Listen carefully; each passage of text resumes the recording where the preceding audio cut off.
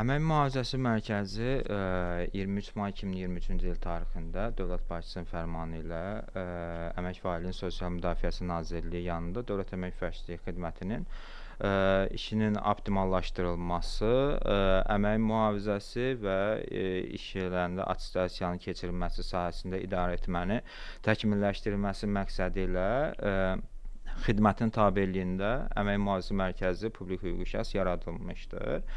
Əmək Mühafizəsi Mərkəzinin əsas məqsədi ölkəmizdə əmək şəraitini təşkil etmək, sağlam iş şəraitinin yaradılmasında bu istiqamətdə fəaliyyət göstərmək və mərkəzin əsas məqsədi müəssisədə əmək mühafizəsi mədəniyyətini formalaşdırmaqdır, sağlam iş şəraitlərini yaratmaqdır. Bu fəaliyyətlər həyata keçirilərkən təbii ki, yerli qanunvericilik və beynəlxalq təcrübə əsas götürülür.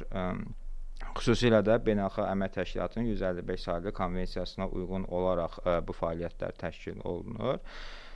Mərkəz də öz fəaliyyətində təbii ki, bu konvensiyaya uyğun olaraq risklərin qiymətləndirilməsidir, təlimlərin keçirilməsidir, işçilərin həyat fəaliyyətinin təhlükəsizliyinin təmin olunmasıdır. Yəni bu istiqamətdə fəaliyyət göstərir.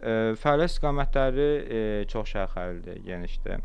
Əməyin mühafizəsi sahəsində təlimlərin keçirilməsi, maarifləndirmə tədbirlərinin keçirilməsi, attestasiya işlərinin həyata keçirilməsi, sınaq və sertifikasiya işlərinin keçirilməsi ilə məşğuldur, fəaliyyət istiqamətlərinə daxildir. Bəzilərimizə təlimlərlə bağlı məlumat verim.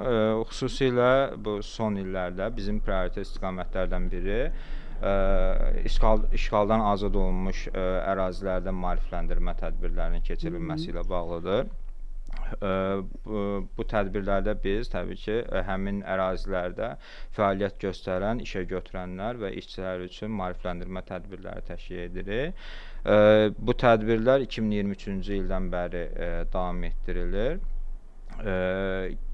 Təkcə keçən il, yəni 2025-ci il üzrə 135 işə götürən üzrə 4700-ə qədər işçini əhatə edən 46 maarifləndirmə tədbiri keçirilmişdir.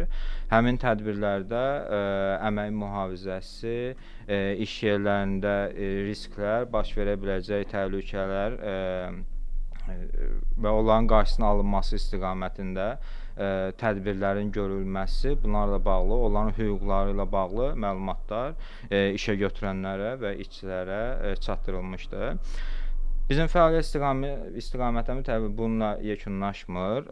İşğaldan azad olmuş ərazilərdən əlavə olaraq biz elm və təhsil ocaqlarında maarifləndirmə işlərlə məşğul oluruq. Ali təhsil müəssisələrində, peşə təhsil müəssisələrində, orta təhsil müəssisələrində, hətta bağçalarda belə biz maarifləndirmə tədbirləri keçiririk.